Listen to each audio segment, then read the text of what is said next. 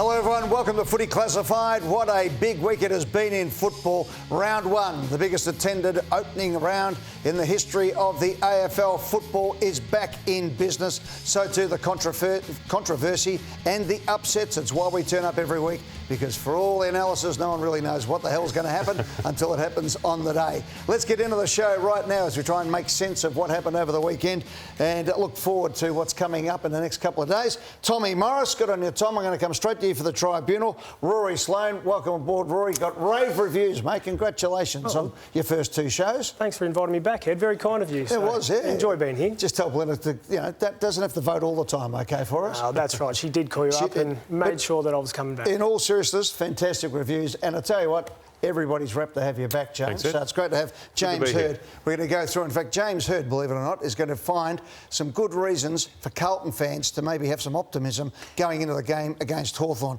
Right off the top, the story of the night, of course, is the Tribunal. We're doing this back when I was a 19-year-old cadet. The Tribunal on a Tuesday night or a Monday night. Tom, let's go through this. First of all, Jackson Archer's the main story, and there's a fair bit of nuance in all this. Yeah, there is. Jackson Archer was involved in that collision with Luke Cleary on Saturday night. Luke Cleary was concussed and Jackson Archer wasn't injured in that particular incident. He was given a 3-week suspension, and this evening at the Tribunal it was upheld. The AFL argued it was rough conduct, it was unreasonable in the circumstances to maintain the momentum that he did. The Jackson Archer argument was that he didn't expect that Cleary would go to ground, and nor did he think that he had to slow down in order to avoid contact. Ironically, one of the first incidents that saw the slide in was, in fact, Glenn Archer, his father, that's right. in a game. Hirdy? I think, Tom, I'll ask you this. If he had have hit Cleary in the shoulder, not the head, what's the decision then? No, completely different if he doesn't hit him in the head. So it's an outcome-based decision? Correct. It's got nothing to do with actually what Archer did or what Cleary did. It's an outcome-based decision. Yeah, it's largely based on the outcome in this instance. But isn't it, that to me shows it's wrong. But if you punch someone on the football field and you knock them out, that's a different penalty. But he's not intending to punch. There's no intent to do that. Careless is the word. Hold fire for a second. Let's have a look. I've got the vision here, because there's really 3 free kicks in one collision here. In the back, sliding in, taking the legs, which is a free kick to Archer. And then Archer, OK, he might have overcommitted. How he didn't get his leg or his knee broken in that incident is probably the best part of it. I mean, Luke Cleary, you can't victim shame him. He's going for the ball. So ultimately, the bloke going for the ball has to be the one. And he was first to the ball. That's the point the Tribunal made. He has to be looked after. Ball. But Hirdy, as a coach, how do you coach Jackson Archer in that situation when, OK, we all know that we have to have duty of care, but still the instinct is to go for the ball, and it was split second everywhere there. In the back, sliding, fumble, collision. It's difficult, but I think you want your players to have contact. You want your players to actually approach the ball and hit up at the player. But the only thing to say to Jackson Archer is next time you have to tread water and let him win the ball and potentially dispose of the ball, which goes against everything you're teaching players in a game of football. But if you want to avoid suspension, tread water and don't make contact, which I think is a bit ridiculous. All right, let's hear from the North Melbourne Football Club, Todd Viney. The game, as I said, is becoming more and more complex to umpire, to adjudicate, to play. Some of the stuff we're asking our players to be able to make decisions on is a lot. It's incredibly tough now as a player to actually, in half a second, make a call if I'm going to impact the player's safety and their head or not. We're trying to stamp out 3 different things at the moment, aren't we? We're trying to stamp out the push in the back. We've seen the reactions around that from a few trial games in the last couple of games. We're trying to stamp out hitting below the knees, and we're trying to stamp out head knocks. So there's a lot in that. But for me, it just comes back to I just want you to have the right technique. And if we've got the Matt Crouch footage from last year, this one really stood out to me. Crouchy went in with the right technique, protected his body, he won the ball. I feel like we need to reward better technique in the AFL world at the moment. Yeah, and that was a bit of a dive there as well. But they're not going to. They're not going to reward that, because it's all about the head knock and it's about what's going to happen in 15 years and preventing the legal cases.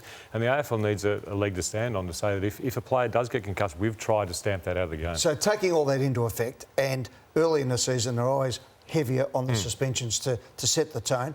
What do you think was a fair result there? I think a fair result is, and I don't like saying it, it's probably a week to say look, you do have to tread water, you do have to take care, but 3 weeks in a young player's career for really what wasn't a mistake, it was a split-second decision, I think it's tough. Yeah, 1 week, it was careless. This is the issue. The system, the whole system is deeply flawed because low-level careless, which is borderline accidental, leads to 3 weeks. And we see it with tackles. Players miss 3 weeks if they do a tackle slightly wrong and they knock someone out. So they need another column in that system to allow for what really is an accidental error. And that's exactly what happened on the weekend. All right, well, there you go. I agree with you. I think one, to say, look, you've got to have a duty of care, pull up. But you know, under the system, it can never be one. I know, but there were too many mitigating circumstances in that situation. What we want is fairness. You know, we don't want to be rubbing players out unnecessarily. Yes, you have to set the tone, but I think 1 week would have been more than enough to say to Jackson Archer just to be a little bit careful. OK, let's move on to what was the story of the weekend, and that was the Carlton game. There's no doubt about that. 41 points up against the Richmond Football Club. The kids are out there, 3 debutants, and then the turnaround, one of the all-time great turnarounds. But, James, you've actually had a look at this, and before everyone goes nuts, all right, let's have a look at the build-up into this game. We want to get your thoughts on it. Here's Carlton. Cookie, big year for Carlton. What are your expectations? We want to make the top 4 and then see how we go in the finals, basically. So we're not shying away from that. Here they go, the Tigers. Lawler, yes! Tigers are in again, and they lead by 2 goals. Snapping effort, another one for the Tigers. Game over, Campbell claims it. The Tigers are home. What are we seeing at the MCG? It's been nothing short of extraordinary and a win for the ages for the Richmond Football Club. Oh, it was pretty disappointing. Yeah, I'm not going to sugarcoat it. I guess give up that lead and that position was, couldn't be more disappointed. Weak, soft, gutless, heartless. That was one of the worst bosses in our history. Michael Voss, he just cannot coach. Carlton Football Club, it's 30 years of rubbish. We've had enough. If you won't give us 100%, why should we? All right, so pretty terse words from the Carlton faithful there. Time now for Coach's Corner with James Hurd. 25 minutes to make a name for yourself like you never made before.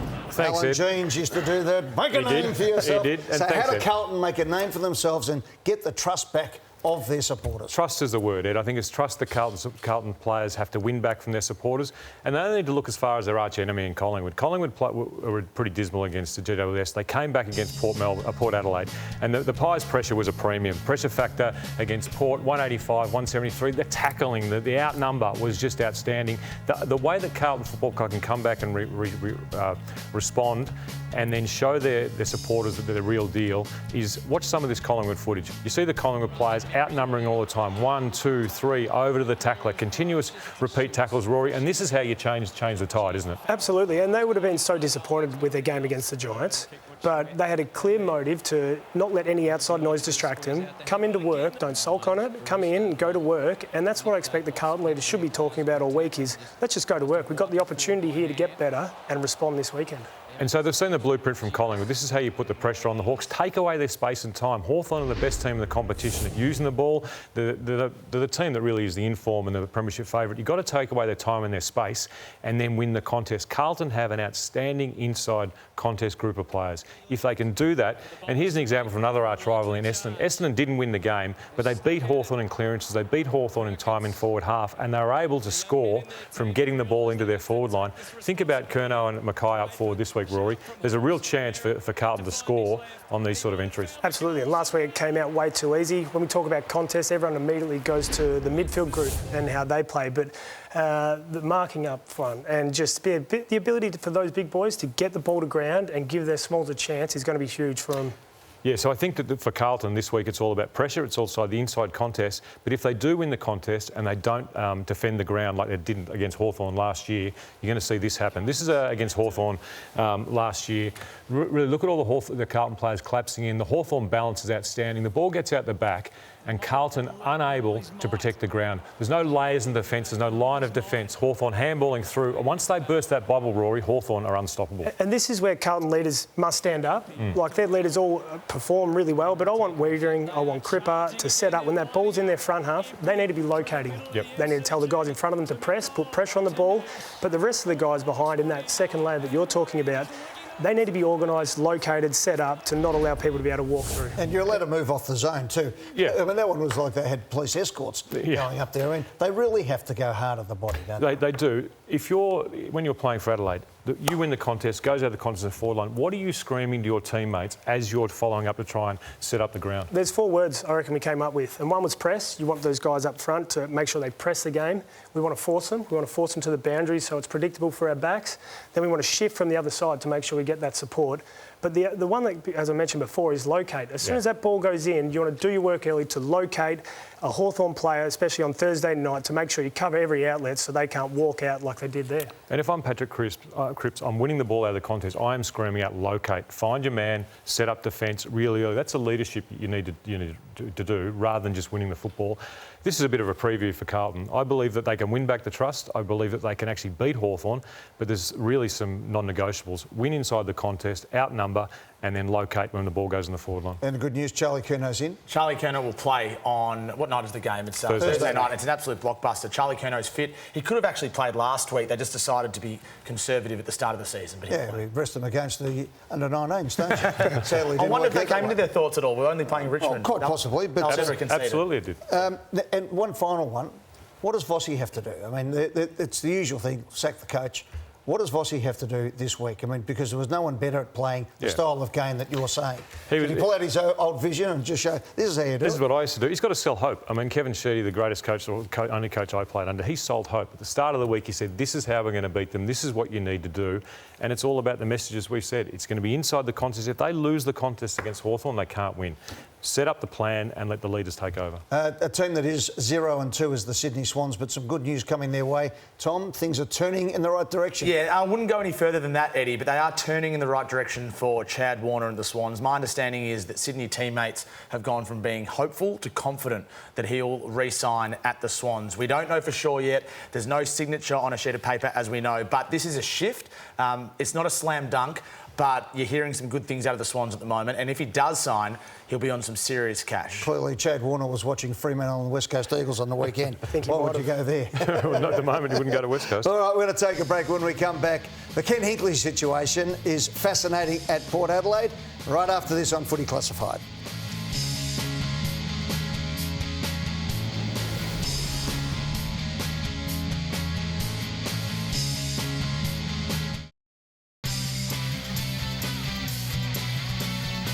Welcome back to Footy Classified. OK, now, you've been on the phone today, Tom Morris, to Port Adelaide, to find out just what the situation is, because there is a whole lot of nonsense in our game in some of the discussions.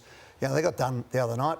Port Adelaide looked bad, clearly worst result in Ken Hinkley's career. And straight away everyone goes, it's the succession plan. Yeah. What's going on over there? Well, it might be the succession plan eventually that comes undone. And we might say halfway through the year that didn't work and Ken Hinkley steps aside. But this is not a succession plan in the same way that Roos handed to Goodwin, which was an evolving succession plan over the course of the year. Goodwin took more responsibility. It's not a succession plan in the same way that Rutten got the job from Worsfold, in the same way that it was dynamic, or responsibilities creep. This is Ken Hinkley's job in the same way as it was last year. The only difference to 2024 from 2025 for Ken Hinkley is that he's not involved in list management decisions, because clearly he's not going to be there next year. He's been down on the bench since round 4 2023. That's been the case for a couple of years now. Up in the box is Josh Carr. He's got a direct line to Ken Hinkley, who makes all the decisions. So there's been a few myths around this succession plan that it's somehow evolving as the year goes on and eventually Josh Carr will take over. That's not the case. Hinkley's the coach.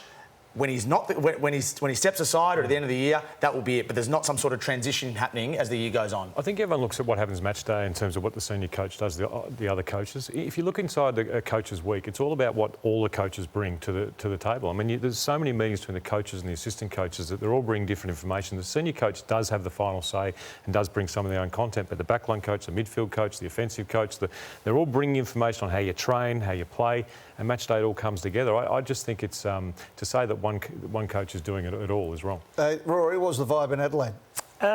Disappointing. I think that was, and you saw reactions from fans that went down to Alberton, which I think is just so disrespectful to Ken's record to this point. Come back in 5 weeks. They've got a pretty pretty cruisy draw the next few weeks. They've got Richmond, Essendon, St Kilda, all 3 winnable games. So if they're sitting 1 and 3, this noise clears. Yeah, and they'll never say it publicly, but my belief is that the pre-season wasn't ideal for Port Adelaide. They lost a few players to injuries. And the other thing about Port Adelaide in the pre-season, they had an easy kill of St Kilda at Moorabbin. They played Collingwood, who'd already played a game in opening round, which we know from clubs has been difficult. I think they'll rebound. I think they'll do well. And if they don't, there is a clear world where Ken Hinkley steps aside midway through the year. But let that play out. That call there. OK, Lincoln McCarthy's an interesting story with his knee. Sadly, he did it again, so coming off the knee reconstruction, and it hasn't worked. But they're going to go a different path compared to usual. Well, it's still a traditional knee reconstruction in the sense that if you recovered normally, it would be a 12-month reconstruction, but they're going to accelerate this a lot. You know, they're going to take the patella graft and put it into his knee, for lack of a medical term. And Lincoln McCarthy will be trying to get back in 5 months. That's what he's trying to do, which would be unbelievable if he can do that. So the surgery is relatively normal. I spoke to Dr. Peter Larkins yesterday. He says just 10% of surgeries in Australia use the patella graft. The other 90% use a hamstring. What is different is they'll be super aggressive on the recovery. So what they're saying basically is this is your last year, have a crack, get yourself ready to go. If you make the finals, you might be a go, and if it doesn't work, well, it's high risk. You wouldn't have played anyway. It's high risk, but they're having a crack. And the weakening of the patella, I think, is a big deal while they use the hamstring. If you do weaken the patella, there's a chance that breaks at some stage, which is a disaster as well. Well, it's doable. The EPL come back in about 6 months. I did mine when I was 32 as well, and I was surfing in about 6 months' time. There's definitely a possibility he can play under 5 months. Did the club know you were surfing? I may have texted someone just on the worst case. I was like, I'm having a crack here because I was in a similar boat. I had to come back and play that next year. But it is high risk though, and Tyson Goldsack did it in 168 days. Sam Dockett did it in 183 days. If Lincoln McCarthy does what he wants to do, he'll do it in about 160 days. The Tyson Goldsack one's an interesting one because, from memory, he waited a couple of weeks, a month, because he was waiting for Julian Feller to come back from his skiing trip overseas. And all the information went out. And in the meantime, he got in the gym, did all the squats, was benching and squatting record amounts for himself, had the operation, all the inflammation had gone. Then he went overseas. We gave him permission to go overseas. And he walked the Cinque Terre, so he was on the uneven paths and walking up and down hills. And then he came back, it was brand new. Fantastic. It was a red wine, was it? It was red wine in Italy. It was a red wine in Italy. Might be that. That's why I've got good news. So the Lions are fully supportive of this, Eddie. They believe that it's doable, but it's going to be difficult. OK, I want to go to Rory Sloane on this one. Rory, you were the star young Victorian going over to South Australia, and you made an impact straight away. But the huge expectations on Harley Reid seems to just be getting out of kilter. I mean, we thought it was bad enough last year with the West Australian and all the carry-on, but he was playing well. He's had one mediocre game in a team of very ordinary players, and everyone's coming for him at year 2. Yeah, a lot's been said about Harley Reid's performance on the weekend, and I'm going to take my turn to have a say because I think it's really important to have a view of a different lens here. I've found it appalling, really, the scrutiny that's fallen on him. He's a 19-year-old kid, James, with huge expectations, as Eddie said. His last year's performance was one of the best first-year performances of any kid throughout the AFL that I've ever witnessed.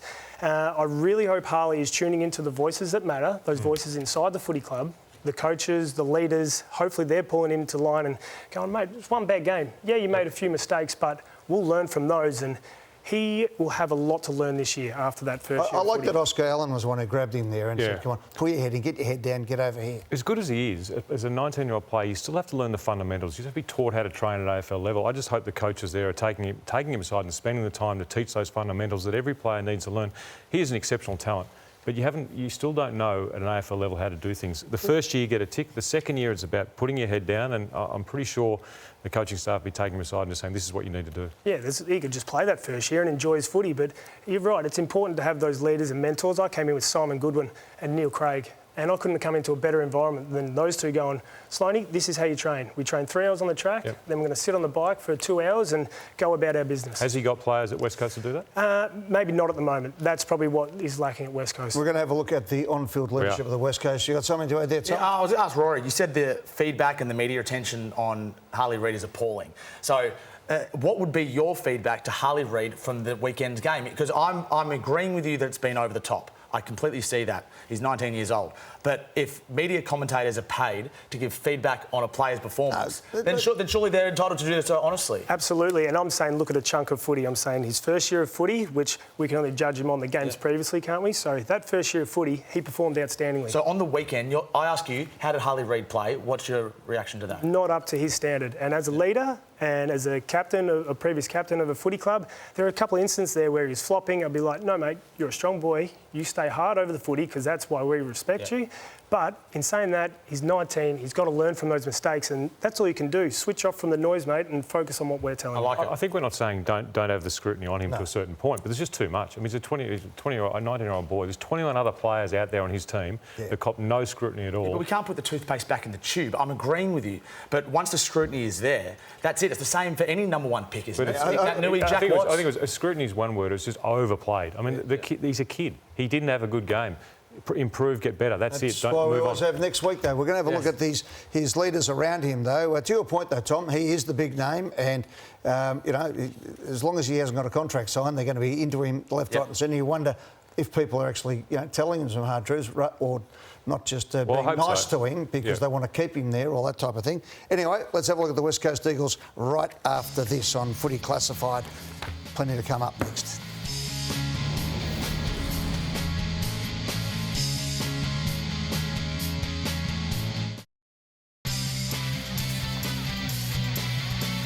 Welcome back to Footy Classified. Tommy Morris, just for the record, the other two players up at the tribunal tonight, no joy for anyone. No joy at all. 0 from 3 for the clubs and the players. Tom Lynch, his one-match ban was upheld, so he'll miss a game for rough conduct. And Jack Scrimshaw as well, that 3-match ban was upheld. They were trying to get it downgraded to 2, arguing it was high impact, not severe. But when the opposition player is knocked out, in this case Jordan Ridley, I think they're always up against it. I think it's going to be, if somebody gets knocked out, it starts at 3.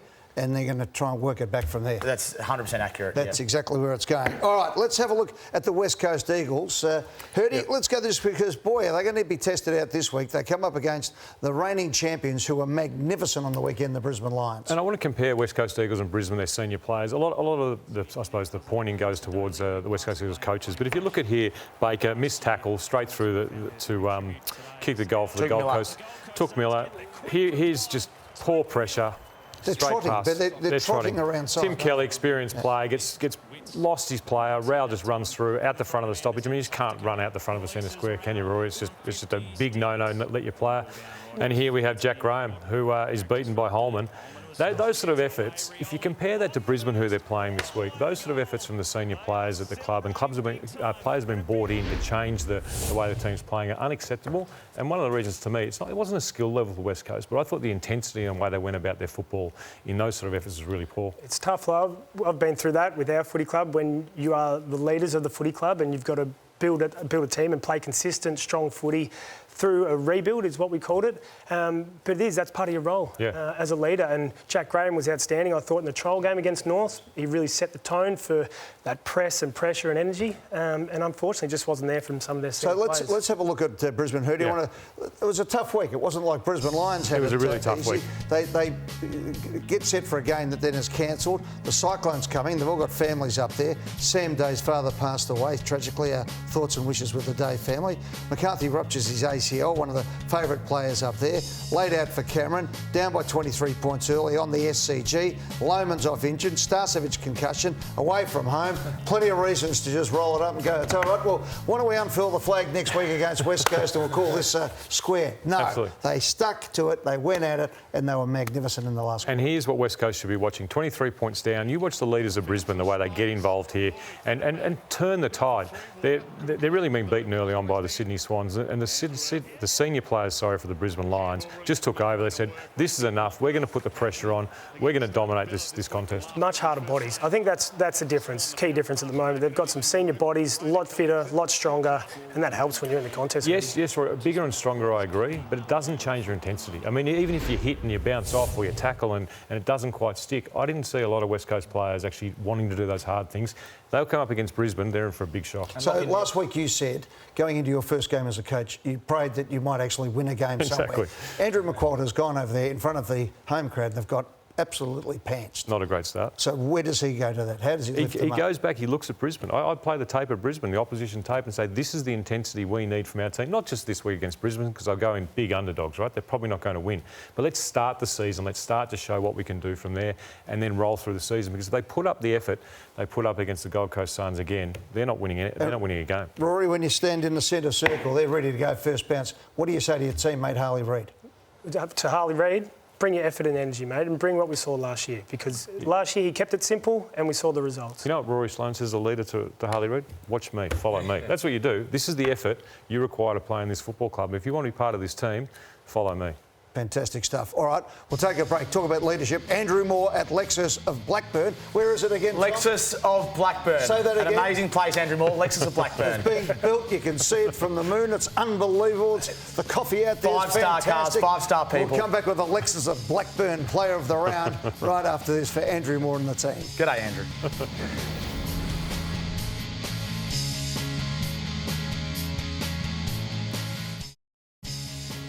The team at Lexus at Blackburn handballing beautifully there. Look at that. That is teamwork. And when you turn up there, their aftercare service is second to none. Not that you actually need it, because those cars, they'll go for 100 years. They're magnificent. They're like a spaceship inside. I saw Tom washing some cars out there on Monday.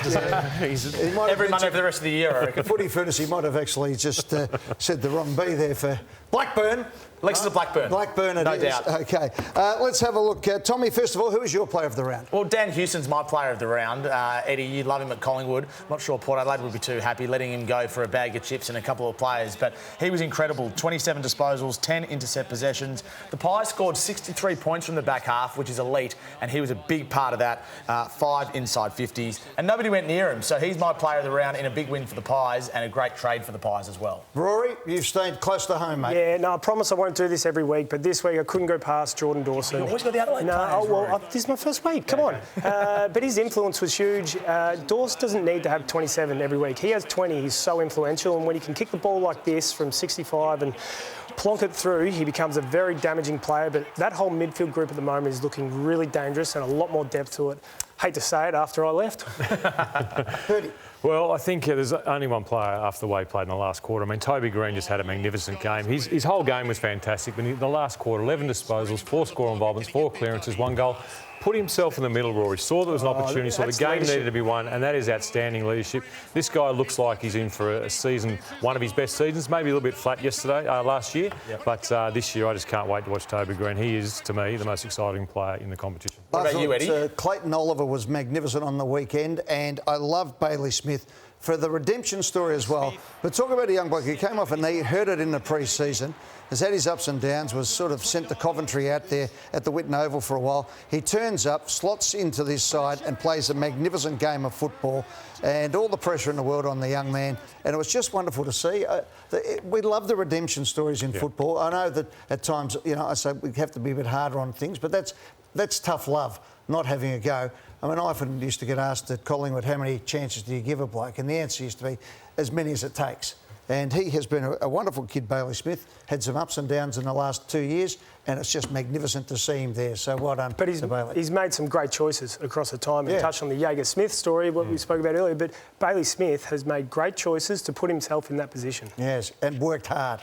That's the other thing. Just didn't turn up. And also Clayton Oliver's summer was fantastic. You followed down there. Clayton Oliver this year compared to last year. Clayton Oliver, Melbourne believe, is as fit as he's been in 4 or 5 years. So he's well set for a big season. And Bailey Smith, as you said, the thing about Bailey Smith is Geelong have a history of turning these players around, and Bailey Smith, if he's at his best, could be anything. Okay, I was going to say, off an ACL, you normally, the stats say, have a better second year, which is a scary thought for Bailey Smith. It's great stuff.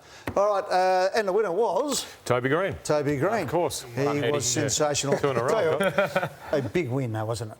It was a massive win, and they shouldn't have won the game. I mean, we talked about it the other night, but the way they played those last few minutes and got that goal, Finn Callaghan as well, the Giants looking scary. So Toby Green, he'll be looking to drive away in that magnificent Lexus from Lexus of Blackburn. We're going to come back. News or Noise, one of my favourite segments. Got a bit in this one. Yes. It's starting to get longer and longer. It used to be just it's News or Noise. Now there's a little bit more to it, and more to it on a Sunday too, with a Sunday Footy Show. TJ and the guys, fantastic to have them back. And then on Sunday night, Footy Furnace with Hurdy and Jimmy, and Myself. The great Tommy Morris. Footy Furnace, where he'll get Lexus Blackburn right.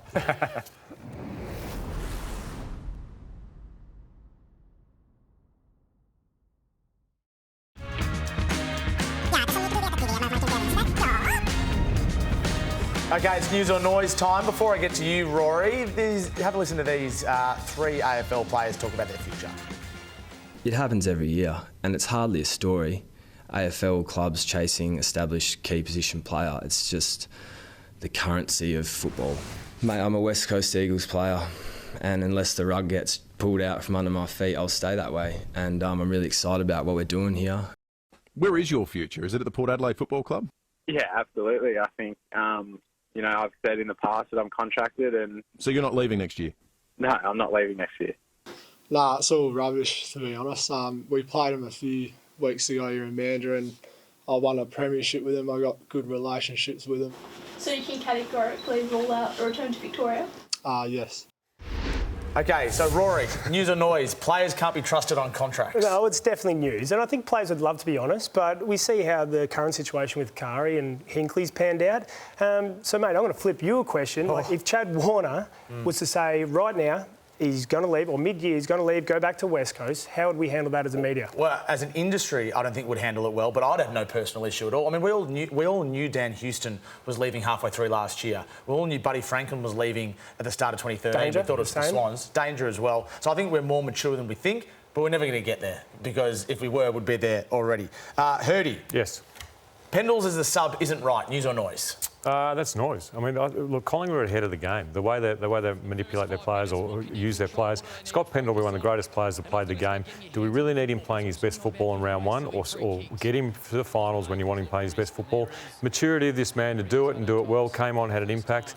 I just think it's noise, and I think it's great man management by the Collingwood Football Club. 6-day break and a travel. And remember, Tommy, like Collingwood don't travel very often, right, Eddie? What's that? Collingwood don't travel very often. I've got to pay for everything. So.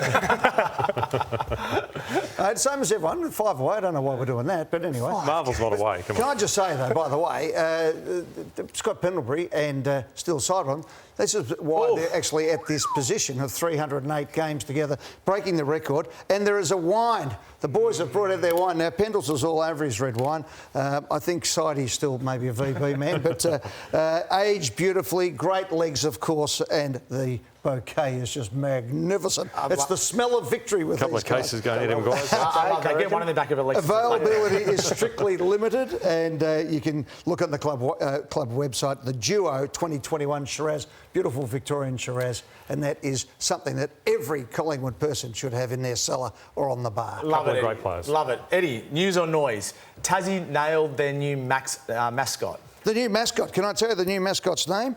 It's called Rummun, RUM''UN, which is a colloquial term for a weird or eccentric person. Roll the videotape. Rummun, do you have a signature move at the moment? Can you show us what the move looks like? Right? Right! Very good. I have got a very sneaking suspicion that this move is going to catch on. There you go. They've spent a fortune on that, the AFL. Are they the same people building the stadium? Let's move on from that. Hurdy. Hey, look, it's fun. It's all right. Footy's fun. Let's wait till they come into the competition and see if that's slightly changed. Yeah. Hurdy, news or noise? The Suns have finally grown up. Not yet. I think they played a very poor team over in the West, and they're obviously great to win interstate. But I want to see a few more weeks playing a lot better football, a lot better style of football, but they didn't beat a lot.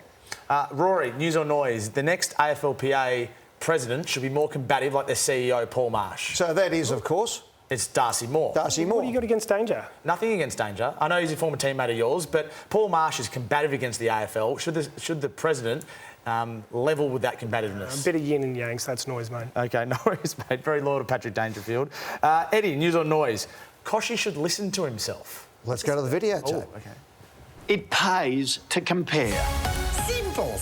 So is he comparing at the moment? What does that actually mean? What does that mean? Compare the pair. Just want to put the hat on, that's all. You just got to compare the pair. That's I'm sick of hearing about this coaching. Aren't you, Rory? Let him coach and see where they get to. Let him go. Coach, Let him coach and see where they get to. Let's see what happens on it, because everyone seems obsessed on succession plans. They forget that you go back to the 80s when Bob Rose had a succession plan that led to Lee Matthews, and 3 years later Collingwood ended a 32-year drought and have been very successful. You get that 1990 grand final in all the time, don't you? You managed it, yeah. Who kicked 5 goals in that game? Exactly. 5 in that game, exactly. The Bombers. All right, we're going to take a break. When we come back, here's what we're going to do. I've been waiting for this all night, and that is in the week of the centenary of the Western Bulldogs Footscray Football Club being in the VFL AFL competition, we're going to have a look at the greatest dogs of all time. Who are the sons of the Scray of all time? That's next.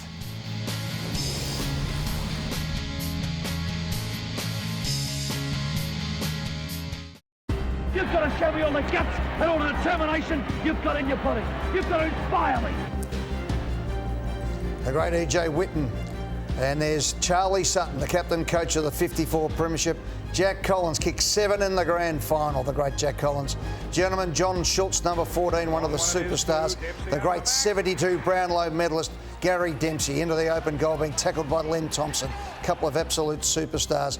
Kelvin Templeton there, kicking his 15th goal against St Kilda out at the Whitten Oval. Look at all the people on the ground. It was mayhem out there. How's that and allowed? The Brownlow medalist. That didn't matter in the old days.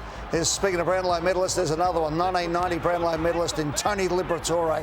Just household names in the western suburbs. And Dancing Dougie. Look at Dougie here. Sizes it up on the boundary at the MCG, on the left foot, if you don't mind, and puts it straight through the centre. One of the great characters and a pivotal role with Doug Hawkins in saving the Dogs. And there he is, Brad Johnson, one of the best people we ever meet in football.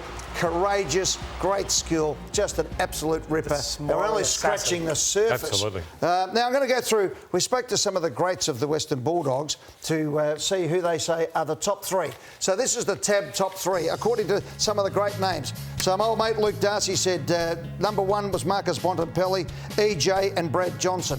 Next, Tony Liberatore said these were great teammates. Scott Wide, Marcus Bontempelli, Dougie Hawkins. The Hawk himself said Chris Grant, Kelvin Templeton, Ted Whitten, Peter Gordon, who was twice the president of the football club, saved them and then won a premiership. Bont, Kelvin Templeton, Gary Dempsey. David Smorgan, who saved the club as well. EJ, Bont and Chris Grant. Irene Chatfield, who was there shaking the tins, who really led the charge back when they were going to be merged with Fitzroy. Hawk, Leon Cameron and Tony Liberatore, and Kylie Watson-Wheeler said apologies to all the champions of the past, but she went with Chris Grant, Brad Johnson and Marcus Bontempelli. So there you go. Our top 3. Let's roll the videotape. We've gone with these guys, some superstars. We're going to have a look at Chris Grant first of all. Let's just remember this guy was in the hundreds in the draft, came to the club as a 17-year-old. Was the bloke who actually stayed when a supporter gave him 20 cents to stay on. A little boy said, please, Chris, stay, don't leave the club, and he stayed. And look at this, one of the all-time greats. He was a star and played against Chris a lot in my career, and great centre-half back and centre-half forward and full forward. Kicked a lot of goal against the Bombers, and a historical goal where to beat us in 2000, round 21, and end our streak of 20 winning games. It's the loss you had to have, Hurdy, that one. It was, but it's all about Chris Grant. He was a superstar and loved playing against him and just a gentleman of the game. Rory, you're going to roll a videotape on Marcus Bontempelli. Yeah, obviously I've played a lot against Bont across my time, and there's been no one more difficult to play against than such a big-bodied midfielder that's probably transformed how the game's played with midfielders at the moment. This is in his first year of footy, believe it or not. That's probably why he looks so scrawny there, but his talent when he first came in was exceptional. The thing I love the most about Bont is he has the ability to kick to space. He will make his forwards come to the ball, whereas most people look for the lead and then kick. He will kick the ball to space and the forward will come onto it. The best decision maker, I reckon, I've seen on both sides of the body during my time. And there's a lot to love from the 97 and 98 era too, which is who I grew up watching, and I love that era as well. Is he the best in the comp at the moment? Yes, well, he was. I thought he was last year, most influential. Let's hope he gets over those injuries. And the last one we're going to have a look at is the great Mr. Football, E.J. Whitten. What a he-man, as Lou Richards would say. Number three, that was when he actually broke the record at AFL at 321 games. Look at this in the mud at Glenferrie. Sizes it up, then kicks a torpedo goal from the pocket, if you don't mind. He could kick drop kicks. He could play at centre-half forward. He could play in the ruck. He could play at centre-half forward. He was charisma personified. He was the man who helped set up the footy shows. He was Mr. State of Origin. He was an absolute superstar. Look at this for a mark. Beautiful in amongst the Fitzroy players there. And there, look at this. And then a showman. What I loved about EJ, he said he'd break your ribs playing, but he'd offer to drive you to the hospital afterwards. That's the way we and want have a beer with you. That's the way we want to play footy. But I suppose we weren't around and we didn't see the amount of, or the enormity of his impact on the game. Yeah. But hearing you talk upstairs before about the history behind EJ Whitten, and you were comparing him with Lee Matthews, the greatest of all time. Yeah. I mean, we love the players today and everything, but all my life, and I was only a little boy when Ted played his last game, I was literally in grade prep, but all my life I heard that EJ was the best player, and then Lee came in on the back of that. But just an enormous personality, and we miss him very much. Top three. My top three. Well, I've gone Bont number one. I'm biased towards the more recent players. EJ number two, based on purely what I read and what I've seen over the past. And I've got my old mate Brad Johnson number three, the smiling assassin, 360-odd games, six-time All-Australian. Rory, I need your tab top three. Yeah, my tab top three is Bont, obviously number one, Brad Johnson number two. Again, I loved his charisma and the energy he brought to a game. And they got Chris Grant because he was so versatile in the way he played. Mine are Bont, EJ and Chris Grant. I love playing against Chris Grant. And apologies to Brad Johnson, who was a superstar, and also Doug Hawkins, who, working with him on the Footy Show and another show called Live and Kicking was an experience to behold. Don't bring that up. Don't bring that up. I was going to go for Hawkers number three. I'm going to drop him now. Hey, by the way, Irene Chatfield threw in as her apology was the great Georgie Bissett. And wee Georgie was just a sensational player. My top three, EJ, because I put him up as almost the greatest personality with Lou Richards in the history of the game. Bontempelli has just been a modern superstar in the modern game. He's almost the archetype player, isn't he? Size, skill and everything about him. And then I'm not going to split two. I'm going to go for the Hawk because Doug Hawkins these days is underestimated because of his character and what he did. He also was a superstar on the Footy Show, so he helped change my life. And the other bloke was Gary Dempsey, who survived the Lara bushfires, and people just don't appreciate how good a player Big Gary Dempsey was. He might have helped me out at a nightclub incident once upon a time. So good on you, Demps. I'll never forget you, buddy. That's been it, guys. I've run out of time. I can't tell you what happened, but no, Demps was just an absolute superstar. Tommy, good luck, mate. We'll look forward to seeing you on Sunday on the Footy Furnace. Thank you to Alexis of Blackburn for that. Thank you, Eddie. So. Rory, we'll see you on the Sunday Footy Show. Yeah, we'll see you Sunday, everyone. Hurdy, it's great to have you back, mate. Thanks, Ted. Good to be here. That has been Footy Classified. Good luck. It's going to be a beauty on Thursday night. Can Carlton make their comeback, or will the horrible Hawks just keep running towards what they believe is their September dream? That's it. Hope you've enjoyed Footy Classified. Good night, everyone.